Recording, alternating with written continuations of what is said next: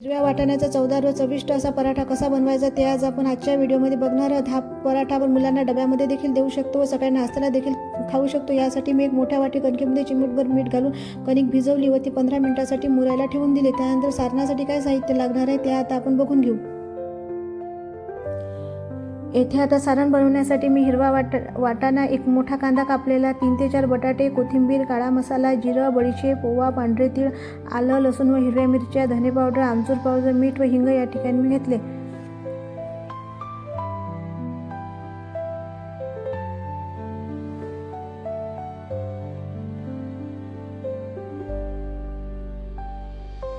त्यानंतर मिक्सरच्या भांड्यामध्ये आलं, हिरवी मिरची व लसूण फिरून घ्यायचं. थोडी जाडसरच वाटण या ठिकाणी बनवायचं.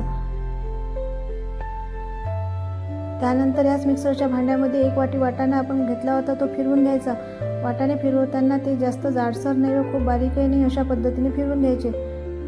त्यानंतर एका पॅनमध्ये 2 पळी तेल घालून घ्यायचं. यामध्येच बडीशेप व जिरे घालून घ्यायचे.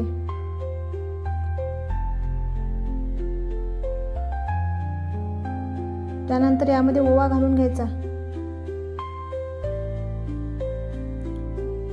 व सर्व मसाले छान फुलल्यानंतर यामध्ये एक बारीक कापलेला कांदा घालून घ्यायचा.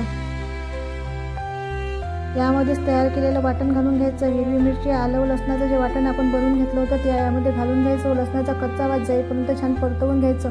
त्यानंतर यामध्ये लाल तिखट, काळा मसाला, गरम मसाला, धने पावडर, हळद हे सर्व मसाले यामध्ये घालून घ्यायचे व एकदा छान मिक्स करून घ्यायचं.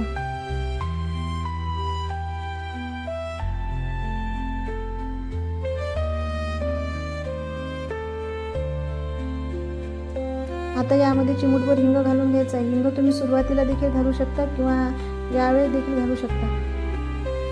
आता यामध्ये वाटाण्याचं तयार केलेलं वाटण घालून घ्यायचं, मिक्स करून घ्यायचं.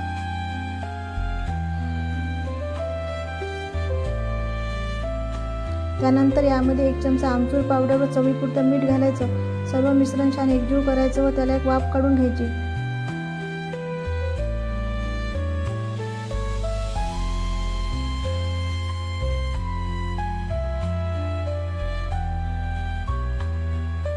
त्यानंतर यामध्ये उकडलेला बटाटा घालून घ्यायचा व मिक्स करून घ्यायचं.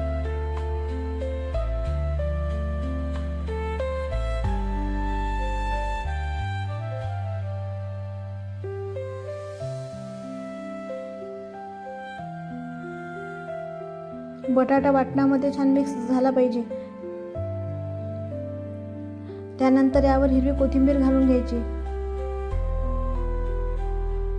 बघा या वाटणाचा काय सुरेख सुगंध पसरलेला आहे, म्हणजे आपला पराठा देखील असाच चवदार होईल. त्यानंतर आपली कणिक देखील या ठिकाणी मुरलेली आहे. कणकेला तेलाचा हात लावून एकदा छान मळून घ्यायची. त्यानंतर एवढ्या आकाराचा कणकेचा गोळा मी या ठिकाणी घेतला व त्याला अशा प्रकारे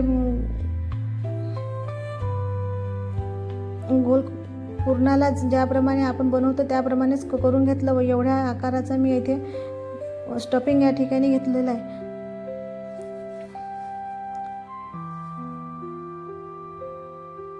कणिक थोडी कमी व स्टफिंग जे भरलेलं आहे आपण ते थोडंसं जास्त, एवढं प्रमाण जर असलं तर आपला पराठा हा सारणाने काठोकाठ भरतो व चवीला चवदार लागतो. कणिक जर जास्त प्रमाणात आपण वापरली आणि त्यामधलं सारण जर कमी वापरलं तर तो पराठा चवीला तेवढा चवदार लागत नाही. त्यानंतर याचा हलक्या हाताने गोल असा पराठा लाटून घ्यायचा.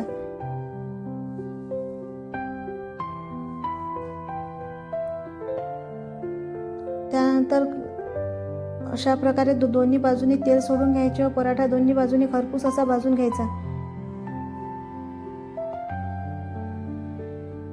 अशा प्रकारे सारण भरल्यामुळे सारण हे पराठ्याच्या काठोकाठ पसरते व पराठा चवीला चवदार लागतो. दोन्ही बाजूनी पराठा छान खरपूस असा भाजून घ्यायचा.